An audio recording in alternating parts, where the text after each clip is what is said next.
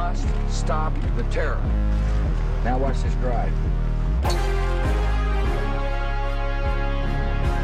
How do you like my garbage truck? This truck is in honor of Kamala and Joe Biden. Wakanda forever. Minnesota! Please clap. I know the human being and fish can coexist peacefully. Rick, I'll tell you what. 10,000 bucks? $10,000 bet? I'm not in the betting business, but okay. Spencer Cox is a former telecom executive who always seems like he's auditioning for the title of America's guiltiest white guy. I'm a Republican. I'm a Democrat. Go Jazz. Rip City, go Blazers. Disagreeing better, not disagreeing less, is the answer.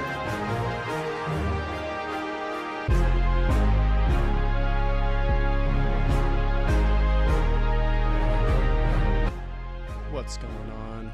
What's going on, you guys? Happy Monday. Good to see you. Oh man, it's been a roller coaster past few days. This weekend was a roller coaster. It feels like everything is always a roller coaster. Let's go ahead and get started. The theme of tonight's show is going to be, obviously, is the GOP retarded or complicit or both? Spoiler alert, the answer is obviously yes to both. Whether it's the consultant class, the pollsters, the staffers for the staffers for the politicians, the corporate media apparatus, nearly everyone involved in GOP politics is either brain dead, actively seeking the approval of coastal elites, or just straight up actively pursuing the destruction of America, or all three at the same time. You obviously have easily findable examples of useless Republican politicians, but like I said, this includes the consultants who help push the narratives, that there's all these news articles coming out that, the MAGA platform that Trump ran on is unpopular among Republicans and frame it, that Americans are clamoring for a return to Bush-era politics. There's a Politico article that came out on yesterday. Let me read you the headline for it. America needs a tech skeptic in the 2028 race. A long-shot 2028 run by Utah Governor Spencer Cox could force tech and social media into the center of the presidential debate. So I'm not going to really go ahead and give this article any credit that it deserves, because I think in many ways some of us want to see Cox run for president in 2028 just so we can get him the hell out of Utah. But in many other ways, if he does run, that's just going to guarantee that he'll get a cabinet position, for a Democrat or a Republican. But, there's this consultant class of, Republicans, of moderate Republicans, of liberal Republicans, of people, who want to return to the good old days of Reagan, or, return to the good old days of, classy politics like Bush, completely ignoring all the the dirty politics that the Bush family would play, spreading lies about John McCain and all that stuff. But there's this class of Republican who they think they know better than the average common man, the voter. But there's a shrinking dichotomy between what the establishment and what elected Republican officials care about, and what they think the American people care about, and then what the voting base actually cares about. I mean, just look at what Republicans in both D.C. and here in Utah and Salt Lake have been focusing on since Trump came back into office in January of this year. You got the massive naval buildup in Venezuela. Nobody voted for that. Nobody voted for a massive Iraq 3.0, but, Iraq and Afghanistan war on terror, rerun of the early 2000s. Trump specifically ran on, I'm going to end the wars. I'm going to end our involvement overseas, these useless military involvements overseas. That's what I voted for. He ran on, if you elect me, I can end the Russia-Ukraine war, within 24 to 48 hours. I was never under the false impression that was actually going to happen. I think most people realistically knew that wasn't going to happen. But he definitely ran on the impression that if you elect me, I will, stop this useless, pointless conflict that's killing tens of thousands of Ukrainian men for no reason. So nobody voted for the Venezuela naval buildup. Nobody voted for a continuation of the Ukraine war. Just today, there was news coming out that the Trump administration and the negotiators were promising Article 5 security guarantees to the Ukrainians, which is the Article 5 of NATO is the if you attack one of us, you attack all of us. So some type of Article 5 agreement where, yeah, like you're not in NATO, but you have NATO security agreements. Nobody voted for that. They've been focusing on Israel and anti-Semitism. They've been focusing on, in the case of John Curtis and a lot of these, developer Republicans here in Utah, making immigrants more comfortable. What can we do every day to wake up in the morning and look in the mirror and say, how can I support immigrants and make them more comfortable in my country?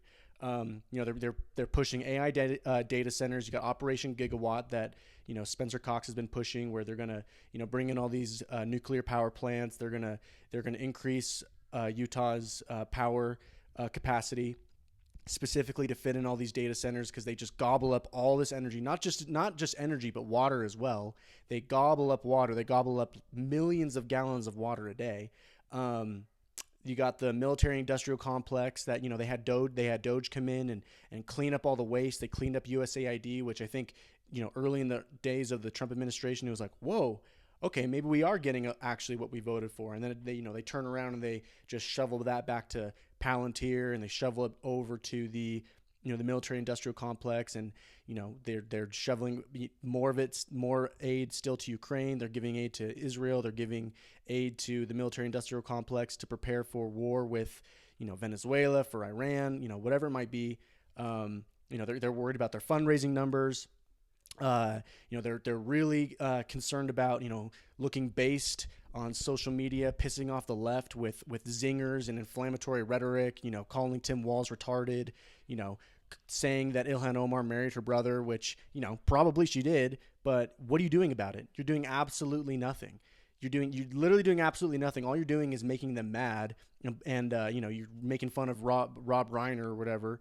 The American people, they know the American people are pissed at their inaction, which is why they're pushing redistricting. They're really focused on redistricting, which if they were doing everything that we voted for and they were doing redistricting on top of that, I'd be like, hell yeah, the Republicans are finally learning to play some offense instead of defense for once. But this is just them, again, playing defense because they know that their base is pissed at them and they haven't accomplished what they promised that they were going to accomplish. Trump had the greatest American political comeback in history, and it was on the backs of mass deportations, ending the foreign wars, ending the endless wars.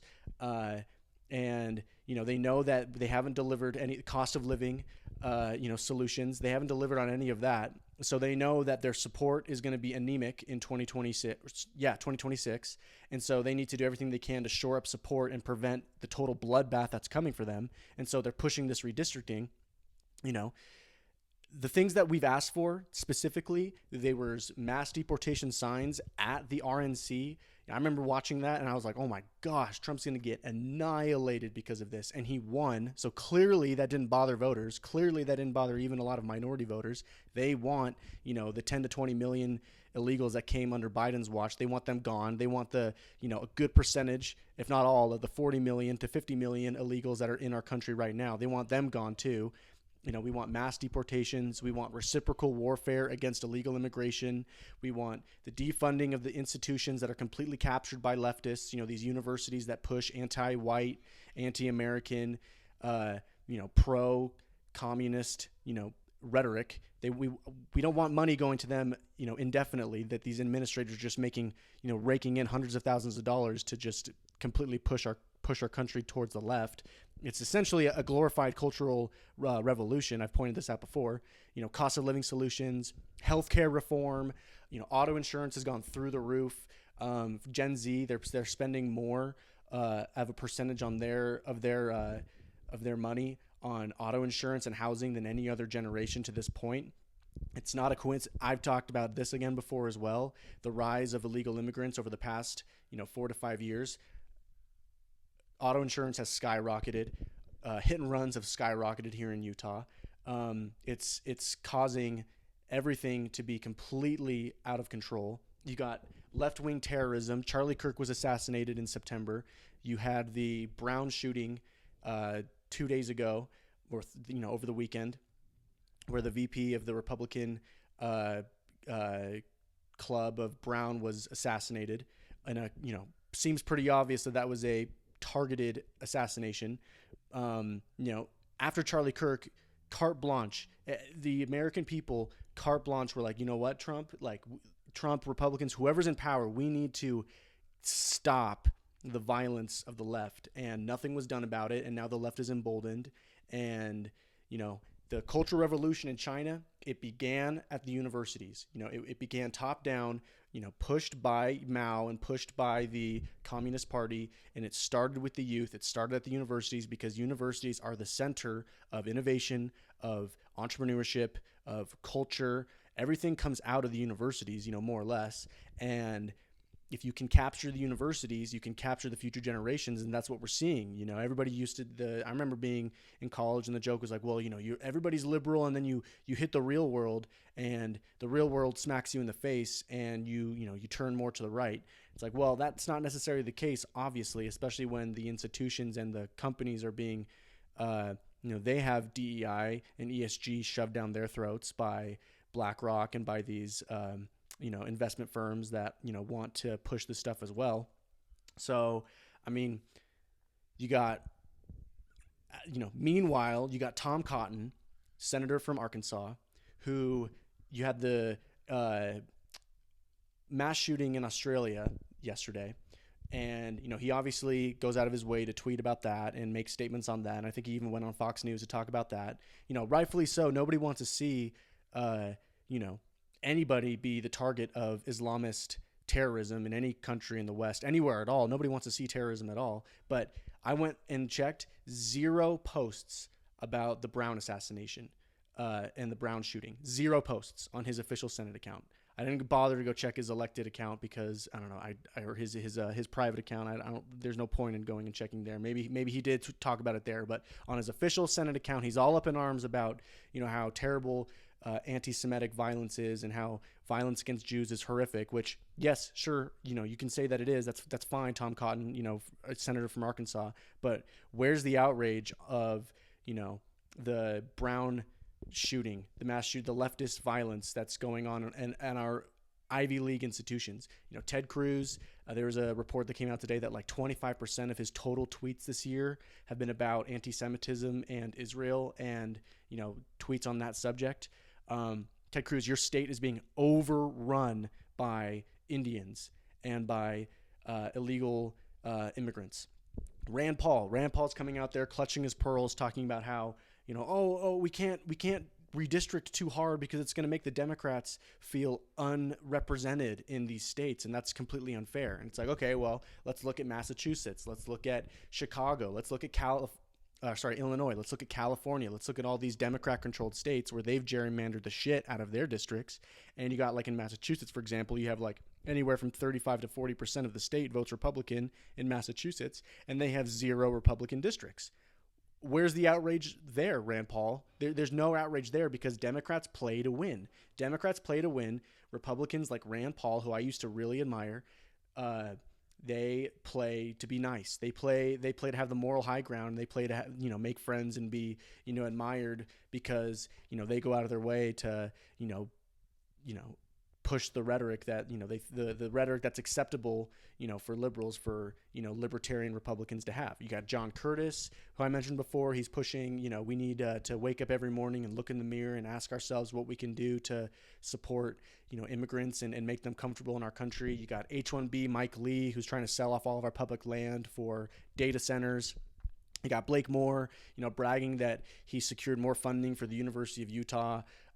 University of Utah, one of the most captured institutions in the entire country. They suspended that kid for 2 years for all he did was just highlight what a University of Utah professor was tweeting herself. It's not like he, hacked into her email account and leaked all these private chats or leaked into her or hacked her iMessage or anything like that. He just took screenshots from her Twitter account where she's, parroting all this anti-white crap and he gets suspended for 2 years. They're in 2025. This isn't 2024. In 2025, the athletic department of the University of Utah is tweeting Happy Pride Month. They're teaming up with the Dignity Index. They're giving them, I think $1.5 million over 3 years to set up an office at the Thomas S. Monson Center at the University of Utah. You got Mac McPherson, who's standing high and mighty like he's going to solve our auto insurance crisis and our unlicensed, quote unquote, unlicensed driver crisis here in Utah. Meanwhile, in the article where he talks about it, he literally says like, "Oh, I'm not coming for the driving privilege cards. I'm not. I support those. It's like, dude, that's the problem. The driving privilege cards is the problem. The multilingual driver's license tests that we offer is the problem. You got the Beehive Development Agency where they're trying to essentially force high density housing zoning laws down communities' throats here in Utah, where the state can come in and they can say like, Bountiful, I know this section of your town is zoned for single family homes, but we need to fit 50,000 Indians in this community for the new data centers we're putting in. So actually, we're going to step in and we're going to say that you need to change your zoning laws, and we're going to force it down your throat, because we need to fit 100,000 refugees from Sudan or wherever. So 2026, it's going to be horrific for the Republicans. They know that they're going to get obliterated by the independents who bothered voting for them in 2024, and their turnout among their core supporters is going to be completely anemic, especially since Trump is not going to be on the ballot, and they only have themselves to blame. And yet, they're still going to try to find a way to frame the election as, this is our last opportunity to accomplish Trump's MAGA agenda, 2026 through 2028. This is our last opportunity, as if they haven't held a congressional majority for the past year in both the House and the Senate that we, the voters, gave them. The term rhino, R-I-N-O, it stands for Republican in name only. It's traditionally been thrown around at Republicans who, pay lip service to right-wing rhetoric during the campaign cycles, and then they immediately bend over and spread their cheeks for the donor class as soon as they get reelected. Or, you got like the Mitt Romneys of the world, you got the John Kasich's of the world, you could call it, John Curtis, obviously, the John Curtises of the world. There's plenty of examples, guys who run as Republicans because they're in a red state, but they hold nothing for contempt for their voters, especially like their extremely right-wing voters. They hold nothing but contempt for them. And I think a more accurate term, honestly, that I'm going to start using more for rhino, I think a better description would be resistance in name only. They tweet about abolishing H-1B. They tweet about, mass deportations. They talk about taking our country back. They talk about fighting the left, fighting the deep state. But when push comes to shove, they cowered behind party leadership. I can't get my bill passed because of, I can't get my bill passed because we don't have a supermajority or Mike Johnson or the process. The Democrats are blocking my bill. Blah blah blah blah. Or you just like Marjorie Taylor Greene, you straight up just resign from Congress in the middle of your term. I think resistance in name only is a better way, a better use of the acronym rhino. They call themselves the resistance. They call themselves, fighting for Americans. And at the end of the day, they only do it when it comes to rhetoric. So you can, rhetoric in name only, resistance in name only, however you want to call it. It applies to pretty much all of them. Because, Republican in name only, Trump throws that around a lot. To say anybody who opposes his agenda is a rhino. Well, frankly, they're all rhinos. They're all resistance in name only. So, there's a lot of terms I would use to describe myself and describe my ideologies. I've subscribed to libertarianism at one point when I was a lot younger. I've called myself right-wing, right-wing populist, a nationalist. But I've never considered myself a conservative because, frankly, what do conservatives even conserve other than the status quo? Conservatives are nothing but liberals going the speed limit who fight for limitless GDP growth. That's all conservatives seem to care about. They say they support family values, but they'll vote for gay marriage. They'll vote for high-density housing. And the only families they seem to care about, even especially here in Utah, the only families they seem to care about and fight for at all are their own, and stopping illegal immigrant families from being separated at the border. That seems to be like all they care about. I mean, I've talked about this in our last space, the Utah Immigration Compact, where it's like 5 points laid out of, core immigration policies that the government of Utah supports, which this was supported by the Mormon Church. This was supported by the Catholic diocese, the Lutheran Church, like all these Jewish groups here in Utah. All they seem to care about is, we completely reject, separating families. It's like, okay, well, if I get behind the wheel of a car and I've got my kids in the car and I'm drunk driving and I break the law because I'm a drunk driver, I'm going to be separated from my family. I'm going to be separated from my kids because I broke the law. So what's this whole like pearl clutching about, separating immigrant families when you're committing a crime? They say they support lower taxes and responsible spending, but they'll vote to increase property taxes like we did in Salt Lake County. They'll vote to give the Pentagon an ever-increasing budget to start wars all over the globe. And then when we overthrow their governments and overthrow the country, we'll ship those refugees from those countries that we've destabilized back over here to ours for cheap labor, just like we did with Iraq, just like we did with Somalia, just like we're about to do with Venezuela. They say they're tough on crime, but they'll defend driving privilege cards. They'll defend multilingual driver's license tests. And they'll just completely sit on their hands and thumbs when unelected judges release violent criminals from jail. You got all these stories of these thugs in North Carolina, in Illinois, in New York, even here in Utah, where these criminals will commit these just horrific, awful, violent crimes, and then the judges will release them, and they'll have like 40 prior arrests, and then they'll like murder somebody else.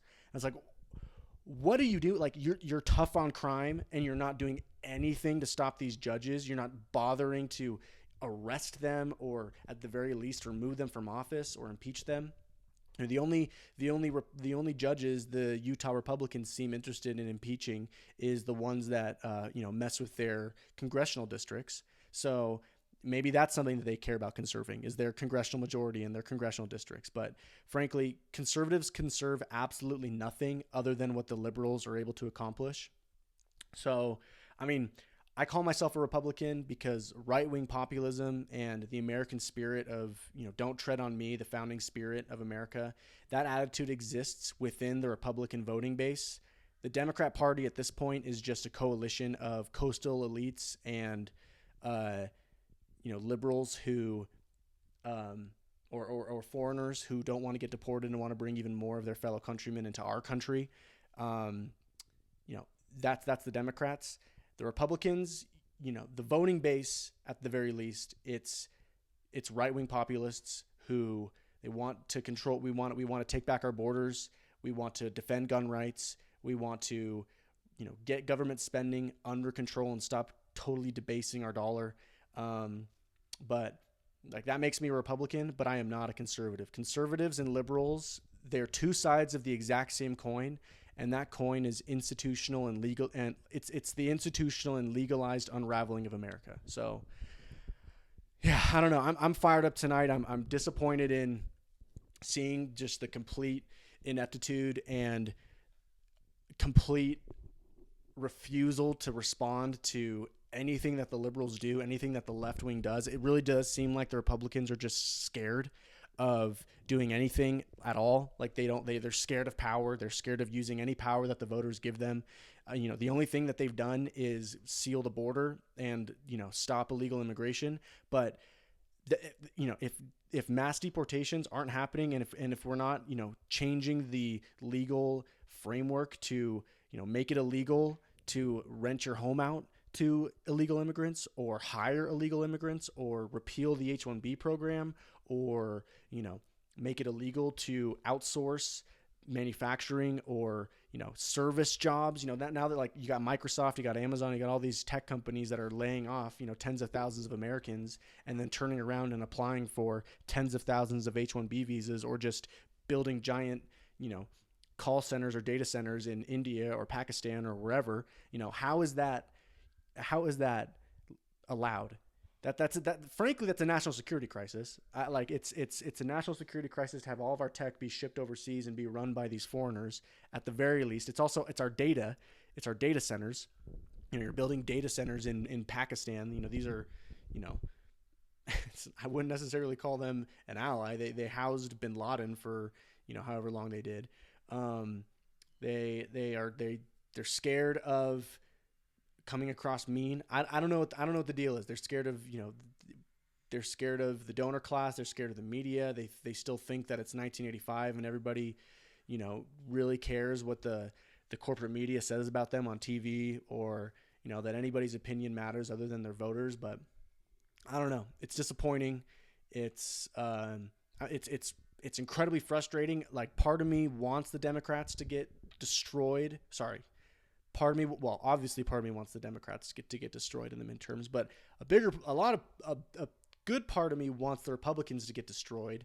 If the Democrats weren't such an existential threat to the American way of life, I would be much more open to, the idea that the Republicans should just get their asses handed to them in the midterms so that they can learn a lesson that, if you don't do what we tell you to do and we vote for you to do, you don't deserve power. This is a once-in-a-lifetime opportunity. Trump had the greatest American political comeback ever, and we're 1 year in, and it's essentially 1 year of waste. Other than securing the border, it's been 1 year of complete waste. We've done nothing with our majority. We've done nothing with Trump 2.0, other than give Israel billions of dollars, other than give Ukraine billions of dollars, other than move our military, other than bomb Iran for, at Israel's request, other than move our military assets into Venezuela. We've accomplished nothing. The dollar continues to be completely debased. Cost of living continues to go up and up and up. Auto insurance continues to go up and up and up. Spencer Cox and John Curtis are continuing to just run on these tired, pointless, just run on this rhetoric of, we got to disagree better. We got to, open our arms, and be good Christians. And we got to turn back the clock on American political rhetoric. And, violence is awful, blah, blah, blah. It's like, okay, who's committing the violence? Who's doing the violence? Call it out for what it is, Spencer Cox. You sensible leader, call out the evil for what it is. Or are you too afraid of, standing up there with Josh Shapiro because you want to be in the cabinet someday and you think that there's a good chance that a Democrat's going to win in 2028. So you want to play nice with them because you have no shot of getting reelected in Utah in 2028. So you want to do whatever you can to, have your stock, your political stock be high so that you can get a cabinet position, running, the Department of Commerce or running the, whatever it might be. Like, that's clearly what he wants. And so he's trying to play nice with both sides. It's tiring. It's exhausting. Like, realize what time it is.